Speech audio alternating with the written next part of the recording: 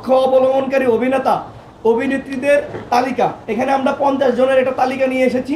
Number 1 এ আছে গণহত্যাকারী খুনি হাসিনার দোসর সাবেক এমপি ঢাকা 10 আসনের চিত্রনায়ক ফেরদৌস আহমেদ, মেহের আফরোজ শাওন অভিনেত্রী ও নির্মাতা, সংরক্ষিত আসনে মনোনয়ন প্রত্যাশী রিয়াজ আহমেদ চিত্রনায়ক, অরুণা বিশ্বাস, শমিক আইসার, রোকেয়া প্রাচী, মাহিয়া মাহি চিত্রনায়িকা এবং ফ্যাসিস্ট খুনি লীগের সহযোগী, নিপুণ আক্তার চিত্রনায়িকা, তানবীর সুইটি, রিদি হক, যৌতিকা জ্যোতি, সাজু খাদেম, সোহানা সাবা, পিয়া জান্নাতুল, শামিমা তুষ্টি সহ বেশ কয়েকজন। সে জায়গা থেকে আমরা বিশ্বাস করি শিল্পী ও সংস্কৃতি সমাজে ন্যায় বিচার, মানবিক মূল্যবোধ এবং গণতান্ত্রিক চেতনা বিকাশে গুরুত্বপূর্ণ ভূমিকা পালন করে।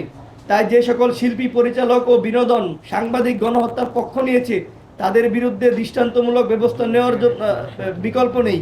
আমাদের দাবিসমূহ: 2024 সালে গণ অভ্যুত্থানকালে হত্যার পক্ষ অবলম্বনকারীদের বিরুদ্ধে তদন্ত কমিটি গঠন করে দোষী প্রমাণিত হলে শিল্পী সমিতি ও বিএফডিসি থেকে নিষিদ্ধ করে আইন শৃঙ্খলা রক্ষা বাহিনীর কাছে হস্তান্তরপূর্বক সাংগঠনিক ব্যবস্থা গ্রহণ করতে হবে।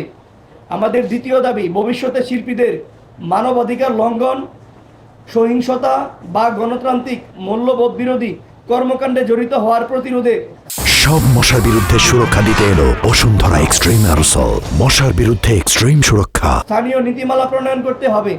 আমাদের তৃতীয় দাবি, শিল্পী সমিতিকে মানবাধিকার, পেশাগত নৈতিকতা এবং সাংস্কৃতিক দায়বদ্ধতা রক্ষায় সুস্পষ্ট অবস্থান গ্রহণ করতে হবে। জুলাই গণ অভ্যুত্থানে স্বৈরাচারের গণহত্যার পক্ষে অবস্থানকারী অভিনেতা অভিনেত্রীদের শিল্পী সমিতি ও বিএফডিসিতে নিষিদ্ধ করার জন্য প্রয়োজনীয় সাংগঠনিক ব্যবস্থা গ্রহণের জন্য আজকে আমরা শিল্পী সমিতিতে হাজির হয়েছি। বরাবর সভাপতি বাংলাদেশ চলচ্চিত্র শিল্পী সমিতি, বাংলাদেশ চলচ্চিত্র উন্নয়ন কর্পোরেশন, বিএফডিসি, ঢাকা। ছাত্র জনতার উপর প্রকাশ্যে ফ্যাসিস্ট খুনি লীগের দোসরেরা হামলা করেছে। তার ধারাবাহিকতায় ওই সময় ছাত্র জনতার উপর সংগঠিত গণহত্যা এবং বিগত ফ্যাসিবাদী আমলে দেশের জনগণের উপর নির্যাতন ও নিপীড়ন ও মানবাধিকার লঙ্ঘনের পক্ষে যেসব পরিচালক, অভিনেতা, অভিনেত্রীরা ভূমিকা রেখেছেন তাদের বিরুদ্ধে সামাজিক প্রতিরোধ অতি জরুরি, যাতে ভবিষ্যতে কেউ স্বৈরাচারের দোসর হওয়ার আগে বারবার চিন্তা করে।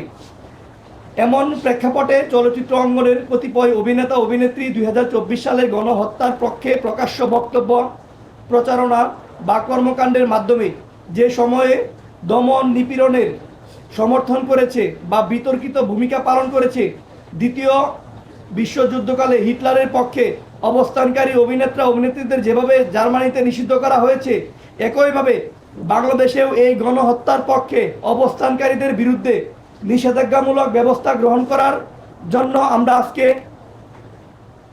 হাজির হয়েছি বাংলাদেশ চলচ্চিত্র সমিতিতে।